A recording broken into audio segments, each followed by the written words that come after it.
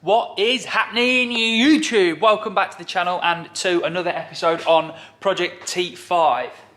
So, in this one, I'm now going to try to solve this coolant issue by replacing the radiator. Next protocol along the line of everything that we've already changed. Reason being, everything we've changed up to now hasn't really helped a lot. It's made a little bit of an improvement. But when I ran the engine up, got it all to temperature and got it all nice and hot and all sorted, so the cool side of the radiator, where it's sort of gone through the radiator and the water's cooled down through the air passing over it that then goes into the engine, was far too cold. It was cold. It wasn't cool. It should have been warm, but cooler than the other side. But this side, it was cold. It was as though there was no heat in there whatsoever. So I'm thinking radiator's blocked. Now, I don't think doing this is going to solve all of my issues and then go, well, the head gasket's fine, we're not going to have to change it. I really don't think this is going to sort it. But it's another step in the process of changing it. The radiator was 90 quid, so it's going to be like an afternoon's work, fingers crossed, to change. So we'll try this, we'll chuck a radiator on, fill it back up with water and see if it helps and see if it does anything. I really can't see it's going to make any difference. So let's just get on with it. I've got to get all of the front end off again to get back to then be able to take the radiator off. So let's just jump straight into a time lapse.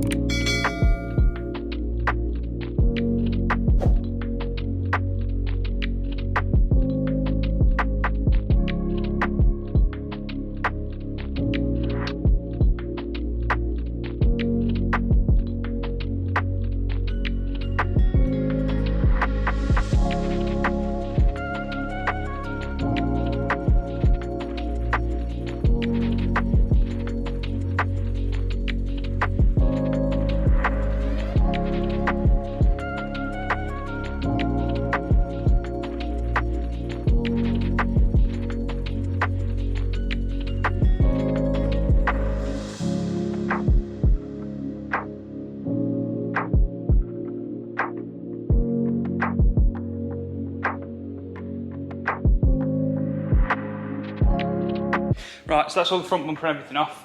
Now what we're going to do is remove the intercooler, which is going to be undo these pipe clips, which to do that, all I'm going to get is lever bar under there, lift that clip up and it should click and stay up like that, which then means you can pull the pipe out from behind. We've then got these two torque screws there, which then that intercooler should come off out of the way. We'll then have to remove, this is for the power steering cooler, so I'll remove that, and then I think it just slots into place, but I'll have a look in a minute. So yeah, this radiator, proper clogged up. Let's get this intercooler off.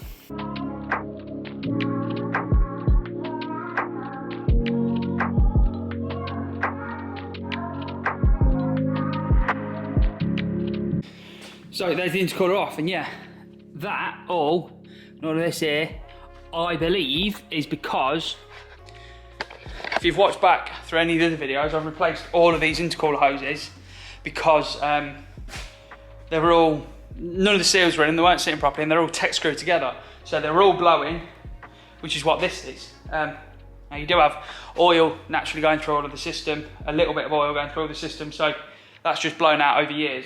But yeah, it's obviously been blown out and been catching on the radiator, which wouldn't have been helping cooling anyway. So, let's try and whip this out. Now, by the looks of it, it's on rubbers at the bottom, rubbers in here and rubbers at the top. So I'll whip the new one out and have a look and see what that one is. So there's a new radiator. Comes with a new temperature sensor as well. Yeah, it looks like it hooks in there and at the top. Now looking on here at the top, you've got, you can see them, you've got some torque screws in there, one in that side. Now imagine you undo those, make these rubbers release, you can then lift the radiator out. But first, I've got to drop the coolant for the third time. So let's do that now.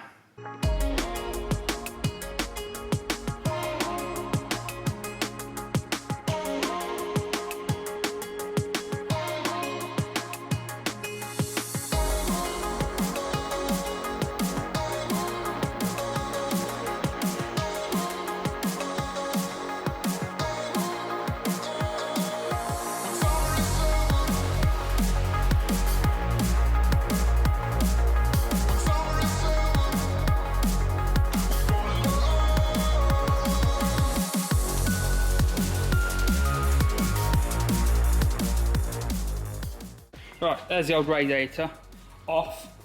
And here is obviously the space where it was. So I was incorrect. Where these rubbers go and where this bit goes, there's a thread in the bottom of it for these T30 torque screws that go in the bottom, and then it just lifts out. So I've left the fan in there because I couldn't undo the plug, so we're going to get the new radiator in place, get the fan mounted back onto it, and just get it all back in really. Again, because I'm just trying to do it and leaving the time lapse set up just to time lapse over it. Yeah, it's not the easiest things to get into, but let's just get on, get it done, get some coolant in it and see if this works. So you've got to take these clips off the bottom of the radiator to put onto the new one, which there's a little indent. You put your screwdriver in it and force it. It feels like it's going to break. Just force it past and they unclip from the radiator like that. There's 3 of them, and put them on the new one. So new ones go, these little 2 holes there, 2 holes there and 2 holes there. These just clip on into them like that. Yeah, on, right.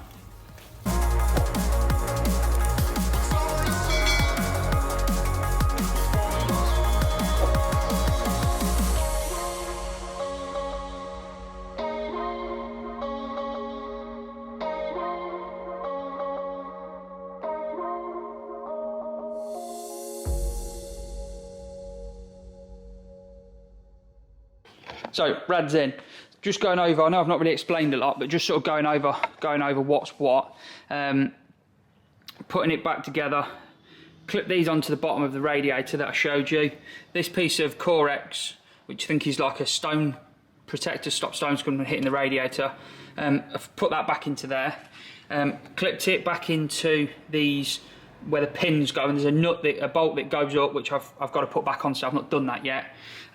Top rad hose is back on and was a hell of a lot easier than it was the last time. Overflow pipe is back on and clipped in place. These pieces here, so you've got this screw at the top that I've already done back up. To get them out and to get them back in, push the rubber in and push it all the way down so you can slide the radiator in. Then underneath it I used a lever bar just to get under the rubber, pull it up, and then there are these little bits here that clip it up into this slot in the slam panel, do the screws up, and that is it. Pretty much held into place. So I've got to, oh, I did as well, before I put it all back together, when the radiator was still floating, I put the bottom radiator hose on, just to make life easy, because it's that tight in there, it's just a pain. So I did that before it even went in. So now I've got to put those 2 screws up into the 2 little pins that stick down into those rubbers, do those up, then put the intercooler back on, and then we can put some water in it and run it up, and then while it's doing that we can shut the bumper back on. So yeah, let's get on with that bit.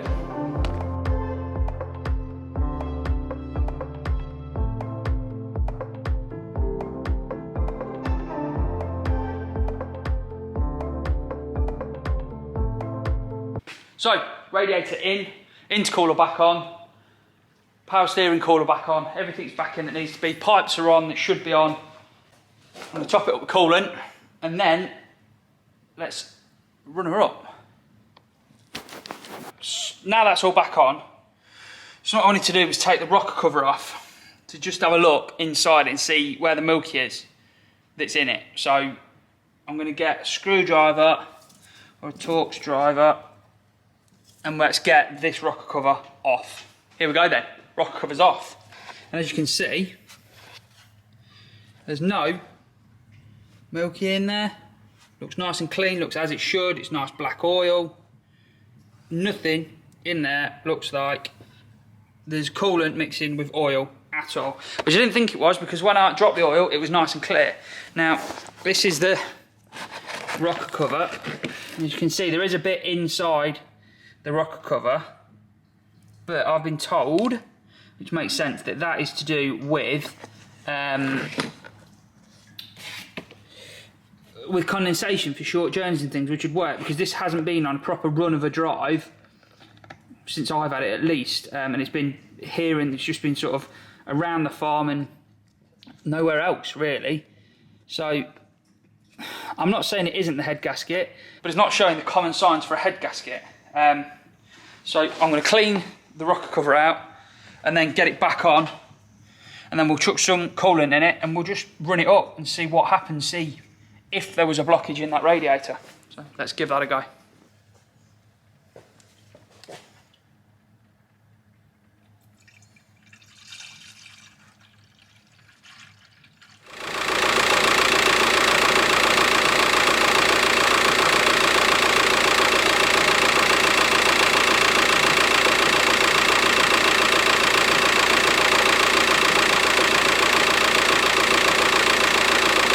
Right, that's everything back together and as it was before, apart from now it's got a brand new radiator in it.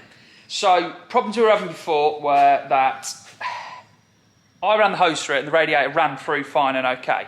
But after having driven it to HQ and got back, I had a feel around the radiator and it was only this top corner of the rad that was warm. The bottom corners and that end were cold, which, considering I'd driven it for quite a while and it had been at temperature for quite a while, was a bit strange. So I spoke to my old mate Richie, who I did my mechanical apprenticeship with,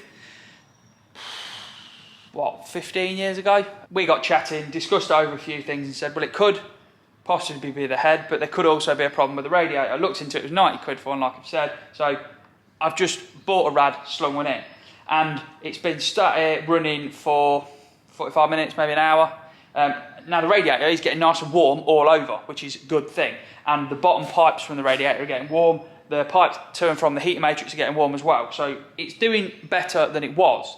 Although we've still got the issue with the cooling system pressurising too much. So let me show you this.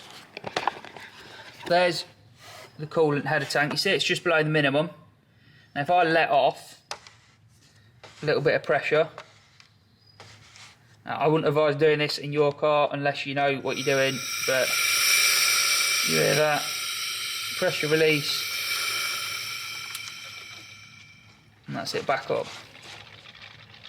So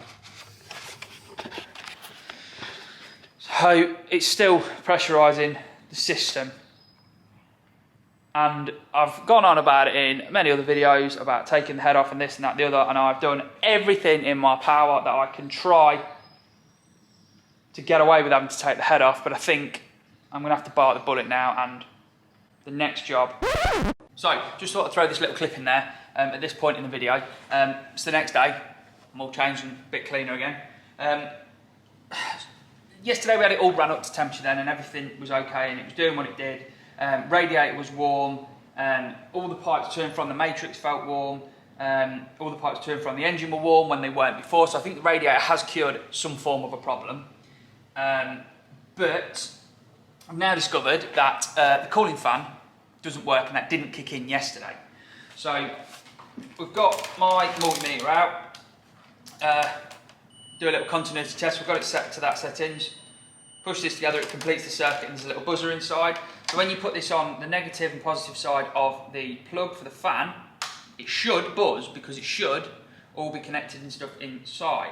But we get no noise, so that fan isn't working. Now I've also had a piece of wire from the battery, directly from the negative, positive and the negative, directly into this socket, and the fan didn't work, didn't move, didn't try and do anything. So I think we can safely say that the fan is dead. I have ordered one, but it's Thursday now, and I need to get this video up tonight, so that won't be here until next week, so that's probably going to come in another episode. Still not 100% convinced that it is definitely the head gasket that's gone, but I'm running out of options. I can't see putting a fan on is going to solve the pressurising of the system issue, because the pressurising of the system is even there when it's cold. So this morning, started the van up from cold, it had been sat all night, with the cap off, started it up, and within 20 seconds there's vapoury smoke, steam coming out of here. So, as much as I don't want to, the head's coming off. But let's cut back to last night for the outro. The next job is get the head off and inspect the head. So I've got a feeling it's going to be one of two things. It's either going to be a break in the head gasket between the water jacket and one of the bores, or there's going to be a hole in the head from the bore, obviously, into the cooling system somewhere. They're the two predictions I'm making. It'll be one of the two, I think. So, yeah, unfortunately, I've now got to take the head off, which I don't really want to do, but I think you lot will probably enjoy, and you're just going to be sitting there going, you should have done it weeks ago, why have you not already done it? We want to see it, get the head off. But that's going to be the next job. Again, I apologise if this hasn't been the most informative of videos. I really didn't want to do it because I knew it was going to be a waste of time, if you like, that doing all the radiator wasn't going to cure the problem. I was just doing it for the sake of doing it. But it's on and done now, and to be honest, all in done, excluding running the van up, it's take less than 2 hours. Take the front off, radiator off, new one on, and that was me filming it and things. You could probably do it in an hour and a half if you weren't doing that. It really isn't that bad of a job. Would be made easier if you had the proper hose clip pliers as well, though, so I would highly recommend buying some of them. But yeah, that's that one, I think. If you do like what we're doing, please do like the videos. Drop us a comment as well. I do reply to them. I don't sit and reply to them as soon as the video goes live. I do a couple of days later and try and just go through and reply to everyone's, but I do reply to every comment. And give us a subscribe. Do click that subscribe button as well. It does really help with the channel and everything and getting us out there. And I've got a bit of an idea of a few projects coming up in the future. Not sure how quick they're going to happen or how quick the next project's going to happen. But yeah, I've got some pretty cool ideas of things to do in the future. Thank you so much for watching. If you do like what we're doing, click here for a link to episode 1 of this van transformation saga. And again, if you do like what we're doing, click here to subscribe to the channel. Thank you ever so much for staying with me through this one. I think the next one's going to see me taking the head off. Please like and subscribe just to help me get through it. Thanks a lot. Until next time, goodbye.